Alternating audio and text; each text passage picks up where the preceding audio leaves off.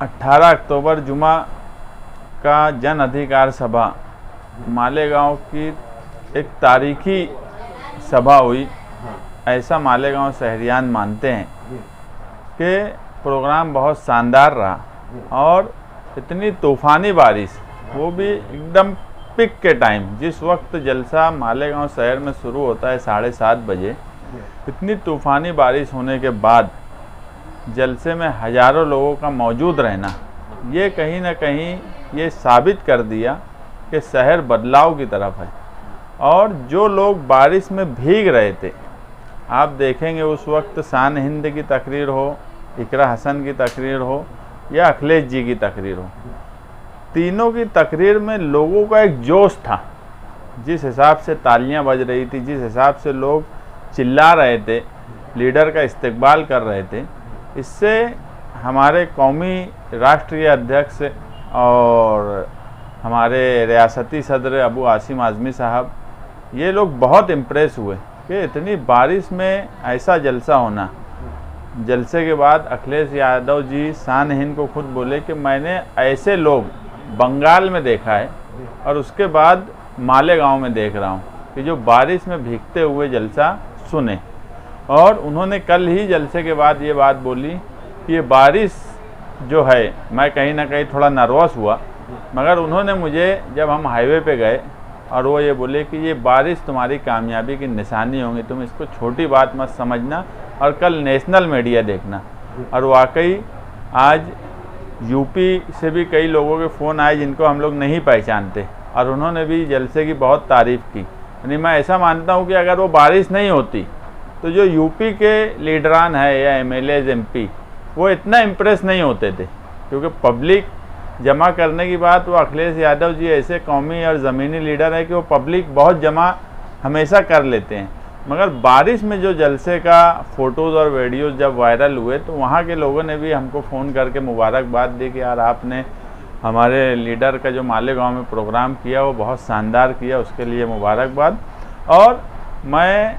अखिलेश यादव जी जो ज़मीनी लीडर, मैं इनको मानता हूँ, और कल उन्होंने वो साबित किया कि इतने बड़े लीडर, आम तौर पे ऐसा होता है कि किसी जलसे में या किसी रैली में लीडर आ जाए और उसके बाद बारिश हो तो वो तो ज़रूर रुक जाएगा, मगर बारिश शुरू हो गई हो और तो इतना बड़ा लीडर आम तौर पे नहीं आता। कई सिक्योरिटी के मामले रहते हैं और दूसरे भी मामले रहते हैं, मगर उसके बाद भी वो बारिश शुरू होने के बाद जलसे में आए, तो मैं उनका भी शुक्रिया अदा करता हूँ। और ये जलसा इंशाअल्लाह एक तारीख रकम करेगा, और बारिश की वजह से ही इसको हिंदुस्तान भर ने देखा और नेशनल मीडिया ने भी उसको वैसा कवरेज दिया। कल गांव के कौन लोगों से मिला है, गांव के मसाइल पे क्या बात हुई? जलसा हो गया, पब्लिक अच्छी थी, लेकिन गांव में कुछ फायदा उनके आने से होगा? देखो, कल पवेलियन होटल में कई तंजीम के लोग मिले, कुल जमाती के लोग मिले, कई सुन्नी तंजीमों के लोग मिले, बुनकर तंजीमों को लोग मिले, उन्होंने अपनी बात रखी। और यही वजह थी कि आप जब अखिलेश यादव जी जलसे में आए और जो तकरीर की, तो ये लोगों ने जो मामला बताया, उन्होंने सबसे ज़्यादा जो फोकस किया वो बुनकरों पे किया। तो बुनकर तंजीमों ने अपनी जो बात बताई और मालेगांव शहर के हालात बनाए, तो उसका रिज़ल्ट मैं देखा वहाँ पर कि उन्होंने बुनकरों पे तवज्जो दी, बुनकर के मसाइल पे बात की, और दूसरा जो है वक्फ़ के ताल्लुक़ से भी उन्होंने अपनी बात रखी। और आप देखेंगे शान हिंद ने भी, उसने इतने बड़े लीडर के सामने बहुत वोट मांगने की ये वो बात नहीं बोली, उसने यही बात बोली कि आप मुसलमानों के लिए कोशिश कीजिए, आप वक्फ़ के लिए, मॉब लीचिंग, जो आज हमारी कौम परेशान है, तो कौमी लीडर के सामने क्या बात करना चाहिए, वही बात शान हिंद ने वहाँ की। ऐसा नहीं हुआ कि वो कोई शहरी मसाइल पे बात की। तो आप इससे एक लीडर, आज मालेगांव शहर में जो लीडर हैं, जो बात कर रहे हैं, उनको इतनी भी समझ नहीं है कि किस मामले में किसके सामने क्या बात बोलना चाहिए। तो मैं ये कहीं ना कहीं तस्लीम करता हूँ कि शहर शान हिंद को जिस लाइन से देख रहा है, वो उस लाइन पे खरी उतर रही है। और कल अखिलेश यादव जी के सामने उसने जो अवामी तकरीर की, उसने कोई किसी पे निजी हमला नहीं किया, मालेगांव शहर की कोई ऐसी लोकल बात नहीं बोली। जो कौम मिल्लत की बात थी और जो अखिलेश यादव जी कर सकते थे, और उनके सामने उसने ये भी बोला कि अगर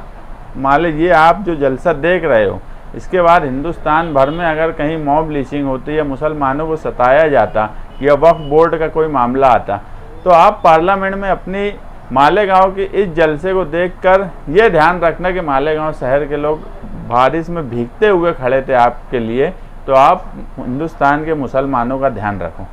और महाविकास आघाड़ी की तरफ से तुम्हारा टिकट फाइनल हो रहा था, मगर ऐसा कोई खास वादे ऐलान नहीं कर रहा। नहीं, देखो आज तो महाविकास आघाड़ी इंडिया अलायंस के नाम से किसी का भी टिकट का अनाउंस नहीं हुआ है। आज समाजवादी पार्टी के रियासती सदर ने 30 अगस्त को ऐलान किया, आज समाजवादी के कौमी सदर ने ऐलान कर दिया। अब हमको क्या चाहिए? इलेक्शन को लेकर क्या तैयारी बॉस आपकी? मतलब आप बोले थे 1 लाख से जायद वोट, तो मतलब उसके लिए क्या सोचते, क्या वसाइल आपके पास? देखो, मैं एक बात बोलता हूँ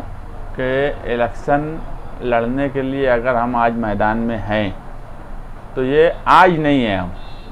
हम ये तैयारी करीब 3 साल से कर रहे हैं कि जब हमको ये लगा कि आज के मौजूदा एमएलए वो अपनी बातों पे और कामकाज को लेकर उस तरह का माहौल नहीं बना पा रहे और शहर में फिरका परस्तों के दबाव में वो आ गए, जबकि हमेशा ये हुआ है कि शहर का दबदबा फिरका परस्तों पे रहा, मगर मौजूदा एमएलए जब फिरका परस्तों के दबाव में आ गए और मंत्री दादा भूसे के हर बात में उनकी बात सुनने लगे और यहाँ तक कि महायुति सरकार के साथ रहने लगे, शहर में काम काज नहीं करने लगे, तो हम उस वक्त से तैयारी कर रहे थे। और इलेक्शन की बात ऐसी है कि मैं अगर बोला हूँ कि 1 लाख वोट मिलेंगी शान को, 50,000 अगर वोट मिली हमको, तो मैं उसको अपनी हार मानूंगा। तो हमारे पास पूरी प्लानिंग है, हर चीज़ है। आज शहर में कोई हिस्सा ऐसा नहीं है जहां हमारे पास पार्टी के जिम्मेदार नहीं है, जहां पार्टी के लोग काम करने वाले नहीं हैं। तुम ये समझ लो कि हमारा जलसा पीर के दिन अजीज कल्लू स्टेडियम का परमिशन रद्द हो गया था तहसीलदार की तरफ से, मगर हमने वो अवामी तौर पे इसलिए नहीं बोले कि उससे फौरी तौर पे जाएंगा कि इतना बड़ा लीडर अब आएगा कि नहीं आएगा, लेकिन ये हमारे ही लोगों का कमाल था जो यहाँ बैठे हुए हैं कि इन्होंने 4 दिन में उस ग्राउंड को ये काबिल बनाया, आने जाने वाले रास्ते को ये काबिल बनाया कि 4 दिन में बोलता हूँ कि 20-20 घंटा हमारे लोग वहाँ काम किए। तो ये इससे आप ये बात समझो कि पार्टी में जब पार्टी के वर्करों में इस तरह का जोश आ जाए तो बात खत्म हो जाए। लीडर में जोश आने बहुत कमाल की बात नहीं है, जब पार्टी में रहने वाला हर फर्द के अंदर जोश आ जाता है तो कामयाबी यकीनी हो जाती है। कोई मैनिफेस्टो तो बनाएंगे उम्मीदवारों को लेकर कि चुन के आने के बाद हम क्या करेंगे शहर? वो तो हम जब देंगे पेश करेंगे। आज तो मैं बोला कि बहुत सी हर चीज़ बताई नहीं जाती, अभी इलेक्शन को पूरा 1 महीना है, 1 महीना कैंपेनिंग होंगी, जलसे होंगे, मीटिंगें होंगी, प्रेस कॉन्फ्रेंस होंगे, बैरूनी लीडरान आएंगे, मुकामी तौर पे भी बहुत से लोगों से बातचीत होंगी। तो कुछ चीज़ें ऐसी है कि मैं जो बोला कि हमारे पास पूरी प्लानिंग है इलेक्शन की, लेकिन कुछ चीज़ें तो हमको भी रखना है ना। मैं मालेगांव शहरियान का खुसूसी तौर पे शुक्रिया अदा करता हूँ कि इतनी तूफ़ानी बारिश में भी हज़ारों की तादाद में वहाँ थे। और आप जलसे की नौइयत ये समझ लो कि जब मैं 6:30 बजे स्टेज पे पहुँचा हूँ तो अजीज कल्लू स्टेडियम 70% भर चुका था, जो मेन स्टेडियम है। तो मैं मालेगांव शहरियान को बहुत मुबारकबाद देता हूं, उनका शुक्रिया अदा करता हूं कि उन्होंने हमारी इज्जत भी रखी, हमें हौसला भी दिया। मैं दोबारा मालेगांव शहरियान का अबू आसिम आज़मी साहब की तरफ से भी शुक्रिया अदा करता हूं, क्योंकि आज जब वो वज्र धुलिये से जा रहे थे और वो मिले तो उन्होंने भी ये बात बोली कि यार मालेगांव शहर के लोगों ने कमाल कर दिया। तो मैं मालेगांव शहर के लोगों ने जो कमाल किया है उनको मैं खुसूसी तौर पे शुक्रिया अदा करता हूं और ये गुजारिश करता हूं कि आप लोगों ने जिस तरह इस जलसे को कामयाब किया, इंशाअल्लाह 20 तारीख को भी इसी तरह हमें कामयाब करेंगे और 23 नवंबर को इस शहर को एक नया नुमाइंदा मिलेगा।